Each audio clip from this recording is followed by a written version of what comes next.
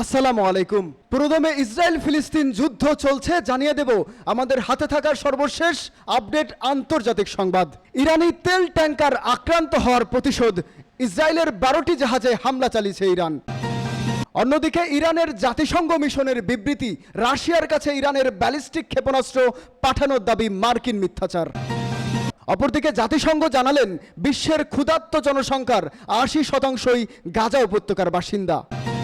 আরো জানিয়ে দেব নেতানিয়াহুর পদত্যাগের দাবিতে তেল আবিবে আবারও বড় বিক্ষোভ। অন্যদিকে জর্ডান সীমান্তে এক ট্রাক চালকের গুলিতে 3 ইহুদিবাদী কট্টর সেনা নিহত হোক। সর্বশেষ জানিয়ে দেব ভারতীয় পররাষ্ট্রমন্ত্রী রাজনাথের বক্তব্যে যতটা উদ্বিগ্ন তার চেয়ে বেশি অবাক হয়েছি বললেন বাংলাদেশ পররাষ্ট্রমন্ত্রী তৌহিদ হোসেন। শুনছিলেন সংবাদ শিরোনাম, এখন বিস্তারিত। তবে তার আগে জানিয়ে দিন কে কোথা থেকে আমাদের ভিডিওটি দেখছেন এবং শুনছেন, এবং জানিয়ে দিন আপনার মূল্যবান মতামত। ভালো লাগলে অবশ্যই সাবস্ক্রাইব করে আমাদের সঙ্গেই থাকবেন। ইরানি তেল ট্যাঙ্কার আক্রান্ত হওয়ার প্রতিশোধ, ইসরায়েলের 12টি জাহাজে হামলা চালিয়েছে ইরান। ইরানের ইসলামী বিপ্লবী গার্ড বাহিনী বা আইআরসিজির প্রধান কমান্ডার মেজর জেনারেল হোসাইন সালামি বলেছেন, আন্তর্জাতিক পানিসীমায় ইহুদিবাদী কট্টর ইসরায়েল ইরানের তেল ট্যাঙ্কারগুলোর উপর হামলা চালানোর পর ইরান অন্তত 1 ডজন কট্টর ইসরায়েলি জাহাজে হামলা চালিয়েছে। ইরানের প্রেসিডেন্ট মাসুদ পেজেশকিয়ান শনিবার রাজধানী তেহরানে আইআরসিজির খাতামুল আম্বিয়া সদর দপ্তর পরিদর্শন করতে গেলে জেনারেল সালামি একথা জানান। তিনি বলেন, ইরানের তেল রপ্তানি ক্ষতিগ্রস্ত করার জন্য ইহুদিবাদীরা আমাদের 14টি তেল ট্যাঙ্কের হামলা চালায়। প্রাথমিকভাবে কারাই হামলা চালাচ্ছে তা আমরা বুঝতে পারিনি, কারণ তারা অত্যন্ত গোপনীয়তার সঙ্গে হামলা চালাচ্ছিল।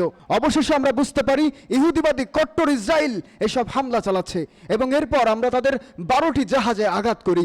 আইআরজিসির প্রধান কমান্ডার বলেন, যখন আমরা তাদের 5ম জাহাজটিতে আঘাত হানি তখন তারা আমাদের বিরুদ্ধে তাদের হামলা বন্ধ করে এবং জাহাজ যুদ্ধের অবসান ঘটানোর সিদ্ধান্ত নেন।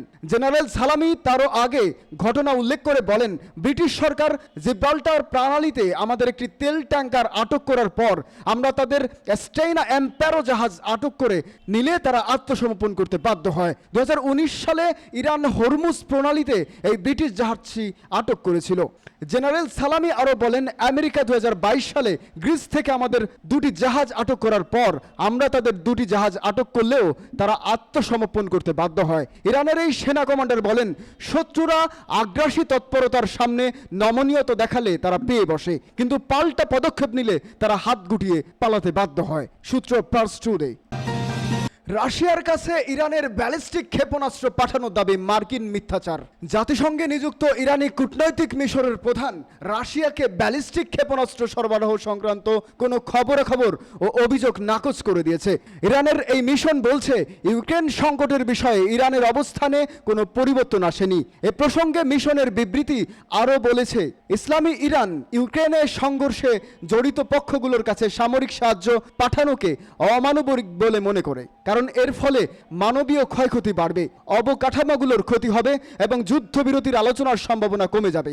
আর এরই আলোকে ইরান অস্ত্র পাঠানোর কোনো পদক্ষেপ তো নিবেই না, বরং অন্যান্য দেশগুলোকে ইউক্রেন সংঘাতের কোনো পক্ষের কাছে অস্ত্র পাঠানো বন্ধের আহ্বান জানাবে। এর আগে জাতিসংঘে ইরানের নিযুক্ত স্থায়ী কূটনৈতিকের মিশনের প্রধান আমির সাইদ ইরাভানি ইউক্রেন সংঘাতে তেহরানের ভূমিকা সম্পর্কে মার্কিন যুক্তরাষ্ট্র, ব্রিটেন ও ফ্রান্সের ভিত্তিহীন ও বিভ্রান্তিকর নানা অভিযোগ নাকচ করে দিয়েছেন। তিনি বলেছেন, মার্কিন যুক্তরাষ্ট্র ও তার মিত্ররা অনস্বীকার্য এই বাস্তবতা গোপনা করতে পারবে না যে পাশ্চাত্যের, বিশেষ করে মার্কিন যুক্তরাষ্ট্রের উন্নত অস্ত্রশস্ত্র পাঠানোর ফলে ইউক্রেনের যুদ্ধ দীর্ঘ হয়েছে এবং এর ফলে বেসামরিক জনগণের এবং বেসামরিক অবকাঠামোগুলোর ক্ষয়ক্ষতি হয়েছে।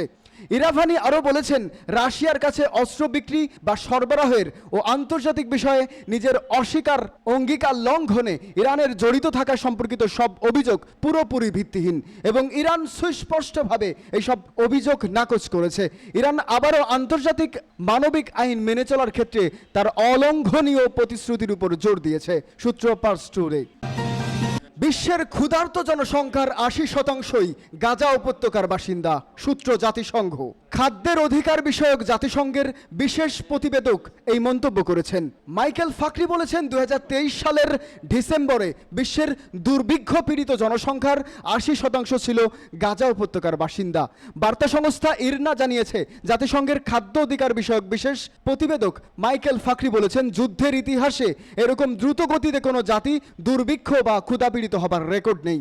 এ অঞ্চলে ২৩ লাখ ফিলিস্তিনির দুর্ভিক্ষ পীড়িত হবার ঘটনা নজিরবিহীন বলে মন্তব্য করেন তিনি। ফিকরি বলেন ৭৬ বছর আগে অবৈধ কট্টর ইসরায়েল প্রতিষ্ঠার পর থেকে ফিলিস্তিনি জনগণের বিরুদ্ধে ইচ্ছাকৃতভাবে দুর্ভিক্ষ চাপিয়ে দেওয়া হয়েছে। এই সময় থেকেই ফিলিস্তিনি জনগণকে বাস্তুচ্যুত করার ইতিহাস শুরু হয়। তারপর থেকে ইসরায়েলি ফিলিস্তিনি জনগণকে ক্ষুধার্ত রাখার নীতির দিকে ঝুঁকেছে বলে জাতিসংঘের এই প্রতিবেদক উল্লেখ করেন। জাতিসংঘের মুখপাত্র স্টাফেন ডুজারিক সম্প্রতি গাজা উপত্যকার জনগণকে সাহায্য করার জন্য এই সংস্থা সহ জাতিসংঘের ত্রাণ ও কর্মসংস্থা আনজাওয়ারার গুরুত্বপূর্ণতার ভূমিকার উপর জোর দিয়েছেন।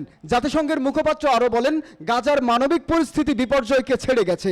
যদিও ৭ লাখেরও বেশি খাবারের প্যাকেট বিতরণ করা হয়েছে, তবু খাদ্য সহায়তা বিতরণের পরিমাণ জুলাইয়ের তুলনায় ৩৫% কমে গেছে।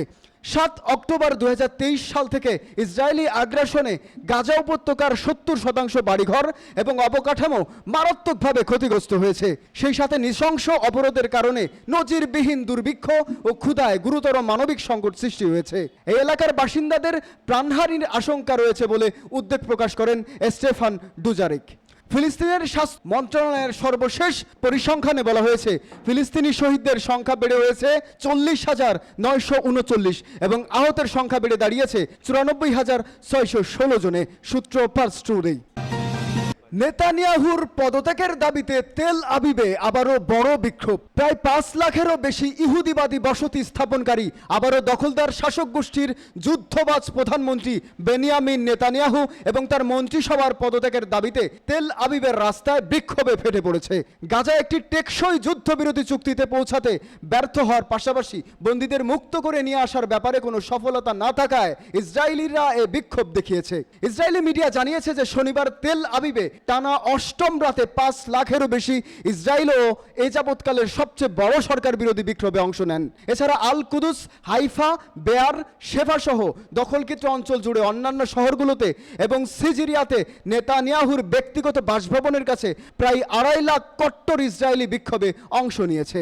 শাসক গোষ্ঠীর মিথ্যাচার নিরাপত্তা আনবে না স্লোগান দিয়ে অধিকৃত আল কুদুসে বিক্ষোভকারীরা গাজায় ১১ মাসব্যাপী যুদ্ধের অবসান, ইসরায়েলি অতি ডানপন্থী মন্ত্রিসভার পদত্যাগ এবং শাসক গোষ্ঠীর উপর অর্থনৈতিক চাপ সৃষ্টির লক্ষ্যে আর একটি সাধারণ ধর্মঘটের আহ্বান জানিয়েছেন।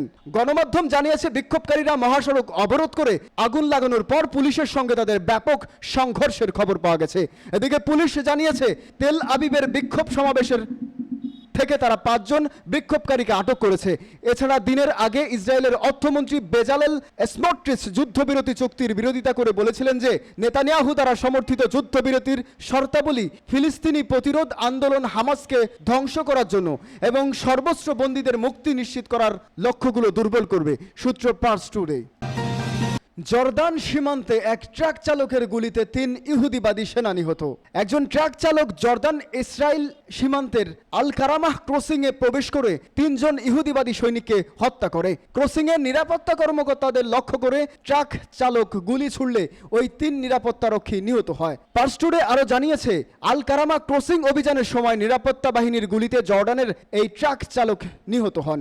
ইসরায়েলের হিব্রু ভাষার মিডিয়াও জানিয়েছে নিহত ৩ জন ইহুদিবাদী ইসরায়েলের সীমান্ত ক্রসিং বিভাগে নিরাপত্তার কর্মকর্তা ছিলেন। কট্টর ইসরায়েলি গণমাধ্যমের খবরে বলা হয়েছে ইহুদিবাদ বিরোধী এই অভিযানের পর কট্টর ইসরায়েলি সেনাবাহিনী সীমান্ত এলাকায় ব্যাপক তল্লাশি অভিযান চালাচ্ছে। ইহুদিবাদী সেনাবাহিনী আল কারমা ক্রসিং এ জর্ডানের বেশ কয়েকজন ট্রাক চালককেও আটক করেছে বলে জানানো হয়েছে। ফিলিস্তিনি পিপলস ফ্রন্ট আল কারামা ক্রসিং অভিযানকে দখলদার ইসরায়েলের জন্য একটি বেদনাদায়ক চপেটাঘাত বলে মন্তব্য করেছেন। আল মায়াদিন টিভি চ্যানেল আরও জানায় ফিলিস্তিনের স্বাধীনতাকামী পিপলস ফ্রন্ট এ প্রসঙ্গে একটি বিবৃতি দিয়েছে। এই বিবৃতিতে আরও বলা হয়েছে ইহুদিবাদী ইসরায়েলের অপরাধের বিরুদ্ধে জর্ডানের এক যুবকের পক্ষ থেকে এই অভিযান ছিল একটি শক্তিশালী এবং জ্বলন্ত বার্তা, সূত্র পার্স টুডে। রাজনাথের বক্তব্যে যতটা উদ্বিগ্ন তার চেয়ে বেশি অবাক হয়েছি বলছেন তৌহিদ হোসেন। বাংলাদেশ নিয়ে ভারতের প্রতিরক্ষা মন্ত্রী রাজনাথ সিং এর বক্তব্যে বিস্ময় প্রকাশ করেছেন অন্তর্বর্তীকালীন সরকারের পররাষ্ট্র উপদেষ্টা তৌহিদ হোসেন। আজ দুপুরে পররাষ্ট্র মন্ত্রণালয়ে সাংবাদিকদের এক প্রশ্নের জবাবে তিনি বলেন, আমি যতটা উদ্বিগ্ন তার থেকে বেশি অবাক যে উনি এ ধরনের কথা কেন বললেন। এটা আমি কোনো কারণ খুঁজে পাই না।